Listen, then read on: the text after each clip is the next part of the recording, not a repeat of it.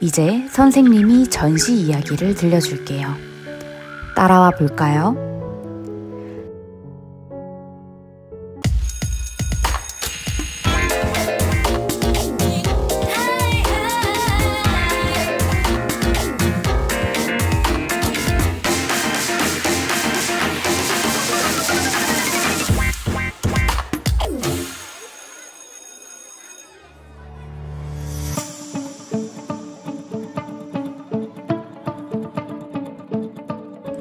여러분 안녕하세요. 쌤튜브 황세연 선생님이에요. 오늘은 여러분과 함께 랜선 전시 투어를 하고자 해요. 평소 미술관에서 작품을 보는 것이 어렵지 않나요? 이번에는 선생님과 함께 전시를 관람해보는 것이 어떨까요? 영상을 보며 미술관에 온 듯 편안한 마음으로 작품을 감상해봅시다. 여러분은 얼마나 자주 전시를 보나요?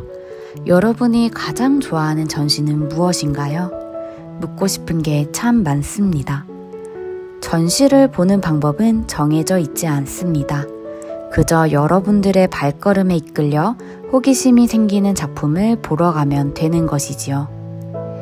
전시 관람에 대해서 너무 어렵게 생각하지 마세요. 꼭 작품을 다 이해하고 올 필요는 없습니다.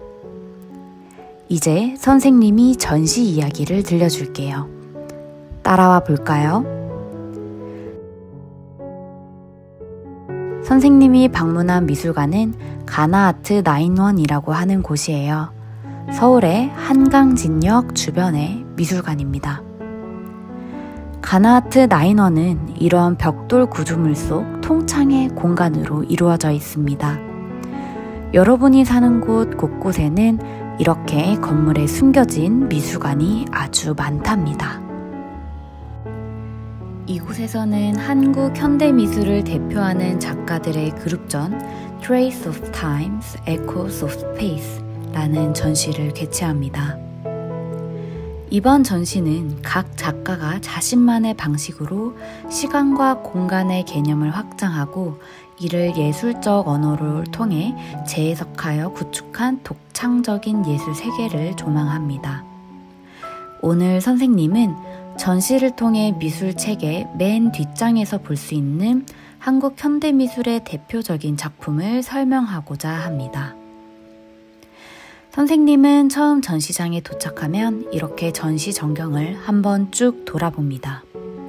흔히 전시는 작품이 전시된 순서대로 보아야 한다고 생각할 텐데요. 아니에요. 여러분들의 발길이 이끄는 대로 관심이 가는 작품부터 보는 것도 방법입니다. 전시를 너무 두려워하지 마세요. 선생님은 설명을 위해 맨 앞에 보이는 작품부터 관람해 주었습니다. 바로 장욱진 작가님의 작품이었어요. 장욱진 작가님에 대해 아시나요? 장욱진 작가는 한국 근현대 미술을 대표하는 2세대 서양 화가로 독자적인 예술 세계를 구축했으며 일상과 자연을 단순하면서도 소박한 형태로 표현하여 독특한 미감을 드러냅니다. 그는 가족, 자연, 동물, 풍경 등 주변에서 쉽게 접할 수 있는 소재를 따뜻하고 편안한 시선으로 바라보고 이를 그림에 담아 한국적인 미식과 정서를 깊이 있게 보여준 작가입니다. 이제 전시된 작품을 자세히 볼까요? 이번에 출품된 1986년작 무제는 한국적 정서와 미감을 간결하게 표현하면서도 깊이 있는 사유와 내면의 울림을 담고 있어 작품의 단순함 너머의 진정성과 인간적인 따뜻함이 느껴집니다. 그림 속 인물, 동물, 자연의 형상은 단순하면서도 내면의 깊이와 시간의 흐름을 담고 있습니다. 장욱진의 그림에서 등장하는 나무, 집, 까치, 해와 달, 산과 같은 자연에서부터 아이, 여인, 그리고 가족의 이미지는 어디선가 토속적인 느낌을 주기도 합니다. 어디선가 본 것 같은 우리네 삶을 비추고 있는 것 같지요. 그가 남긴 작품들은 시대의 변화에도 불구하고 항상 데시벨 저녁거리 같은 이상과 포근함의 근원을 간직하고 있습니다. 그럼 우리는 이제 다음 작품을 보러 넘어가 볼까요? 다음 작품은 조각 작품이네요. 조각 작품은 작품 앞에 서서 한 면으로만 관찰하지 말고 여러 면의 작품을 보도록 이리저리 움직여 보세요. 다양한 모습을 관찰하게 될 거예요. 한국 현대조각의 원로인 최종태 작가님은 1970년대부터 구상과 추상의 형식이 혼합된 조각을 제작하여 주목받은 사람입니다.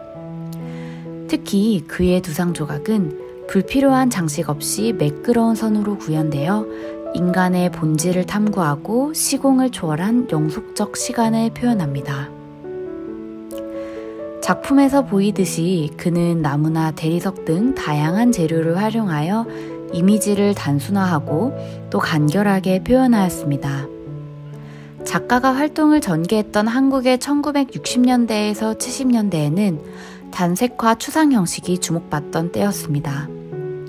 이러한 분위기 속에서 그는 추상과 구상의 특성을 적절하게 혼합한 조각을 통해 자신만의 독특한 작업 영역을 구축했습니다. 나무, 대리석, 청동 등의 재료를 기반으로 작업하는 그는 머리와 손 등의 신체의 주요한 부위나 정적인 자세로 기도하는 여인상과 소녀상을 주로 모티브로 채택하여 조각하였습니다. 작가가 제작한 인물상은 불필요한 장식 없이 간결한 이목구비와 단색으로 표현되어 단순미와 평면성, 안정감을 두드러지게 표현합니다. 여러분들은 작품을 감상하면서 자유롭게 여인의 모습을 상상해 볼 수도 있고 작가가 어떤 마음으로 이미지를 단순화했는지 생각하며 작품을 관람할 수 있습니다. 그럼 다음 작품으로 넘어가 볼까요? 이번에는 다시 회화 작품입니다. 여러분이 한 번쯤은 들어보았을 박서보 작가님의 작품인데요. 박서보 작가님은 한국 현대미술의 흐름을 주도해온 사람으로 일제강점기였던 1913년에 태어나 국가재건의 시대상을 바탕으로 작품을 탄생시켰습니다. 박서보의 묘법 시리즈가 대표적인 작품인데요. 묘법은 글을 쓰듯 선을 긋는 것을 말합니다. 혹시 시간을 보내기 위해 종이에 반복적인 선을 연속적으로 그어본 적이 있나요? 박서보는 반복적인 선긋기를 통해 시간이 중첩되며 생성되는 공간을 작업으로 표현하였습니다. 묘법은 제목 그대로 선을 긋고 얻은 산물입니다. 작가는 캔버스 위에 도료를 칠하고 아직 마르지 않은 표면에 연필로 선을 긋고 그은 선 위에 또다시 도료를 칠하여 다시 선을 긋는 방식으로 오랜 시간을 거쳐 작품을 완성합니다. 오랜 시간에 걸쳐 반복되는 과정과 손짓, 몸짓이 작품이 되는 것입니다. 그의 작업은 단순히 선을 긋는 행위가 아닌 매 순간의 시간과 몸의 흔적이 차곡차곡 쌓아가는 과정을 담고 있습니다. 그의 인내가 대단하지 않나요? 그럼 우리는 다음 작품을 살펴보도록 하겠습니다. 다음 작품도 여러분이 어디에선가 많이 보았던 작품일 겁니다. 바로 이우환 작가의 작품인데요. 점을 하나 찍어 놓아서 작품이라고 하니 교과서에서 작품을 보았을 때 그 의미가 무엇인지 많이 궁금했을 것 같습니다. 이우환은 자아를 넘어 외부 세계 그리고 무한과의 관계성을 보여주기 위해 만남, 장소, 신체, 반복 등의 개념적인 작품을 만들었습니다. 그는 1956년 일본으로 건너가 철학을 전공하고 일본 미술계에서 평론 활동을 했기 때문에 그의 작품 역시도 철학적 개념이 자연스럽게 내재되어 있습니다. 1960년대 말부터 일본 현대미술 운동이 모노화 운동의 주요 이론가이자 작가로 활약하며 신체의 움직임이 작품에 있어 중요한 부분임을 피력했습니다. 이번 전시의 다이알로그 연작은 한층 더 정제되고 간결해진 이미지로 관계성을 드러냅니다. 점과 선의 대가로 불리는 이우환의 초기 작품들은 우주 만물은 점에서 시작해 점에서 끝난다는 스승의 뜻을 잇는 것으로 점이 선이 되고 나아가서는 아무것도 아닐 수 있다는 동양사상에 바탕을 두었습니다. 이우환의 작업은 획이 지닌 의미와 그려지지 않은 여백을 이해해야 합니다.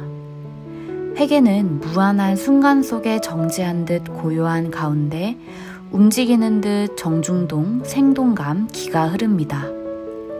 이유화는 화면 중앙의 점을 통해 공간 속 긴장과 균형을 탐구하며 간결한 형상을 더욱 돋보이게 합니다. 그에게 작품은 창작의 대상이 아니라 끊임없는 생성과 관계 맺음의 연속으로 존재합니다.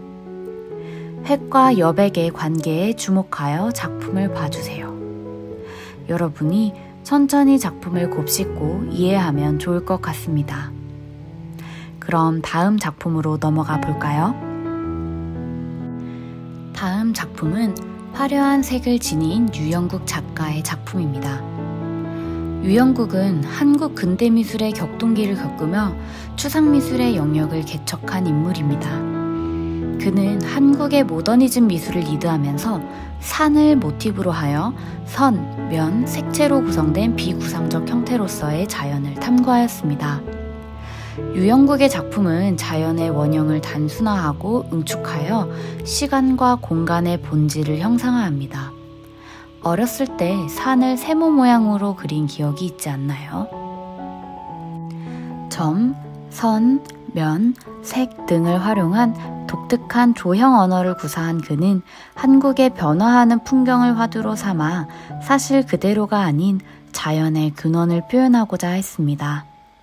그의 회화는 산, 바다와 같은 일상적으로 접하는 자연의 소재를 절제된 형상으로 그 본질에 도달하는 과정을 보여줍니다. 색채는 삼원색을 기반으로 하되 색채에 대한 작가의 탐구를 기반으로 저마다 미묘한 변주를 보이며 조화를 이룹니다. 강렬한 원색과 기하학적 패턴의 면분할, 구축적이고 절제된 구성을 특징으로 하는 유영국의 기하학적 추상화에는 장대한 자연의 숭고미가 응축되어 있습니다. 화폭 위 단순화된 형태와 강렬한 색채는 그 자체로 생동감 넘치는 자연의 에너지를 발산합니다. 형역색색의 자연을 보고 느껴지는 감정이 있나요?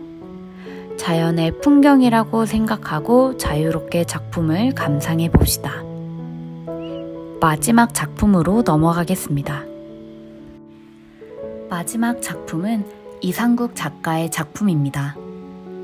동양화를 전공한 이상국은 양식적으로는 동양화에 뿌리를 둔 구상에서 출발했지만 대상을 해체하고 그것을 다시 구조화하는 과정을 반복하며 독자적인 추상 양식을 확립하고 전통적인 동양화의 범주에서 벗어난 새로운 영역을 개척했습니다. 여러분이 미술책에서 보던 먹색의 동양화와는 많이 다른 모습이죠? 작가는 그가 태어나고 자란 서울 서북부의 1970년에서 80년대의 풍경인 상동네와 공장지대 등 일상에서 만나는 주변 이웃들, 자연 경관을 주요 소재로 삼았습니다. 이상국은 자신의 작품 변화를 구축과 해체의 개념으로 설명합니다. 작가는 자연을 해체하고 다시 구성하면서 대상의 구체적인 형상은 사라졌으며 기본적인 골격만 남겨 대상의 본질을 형상화하는 데 집중했다고 합니다. 이처럼 이번 전시의 출품작들은 시간의 흐름을 포착하며 공간을 여백으로 활용하거나 색채와 형상으로 채워 독특한 울림을 자아냅니다. 영속성과 순간성, 공간을 초월한 형상과 비움을 함께 경험할 수 있는 이번 전시를 통해 여러분들도 예술이 시간과 공간의 경계를 어떻게 확장하는지 느끼게 되기를 기대합니다. 그럼 우리는 또 다른 전시 소개편에서 만나요. 안녕.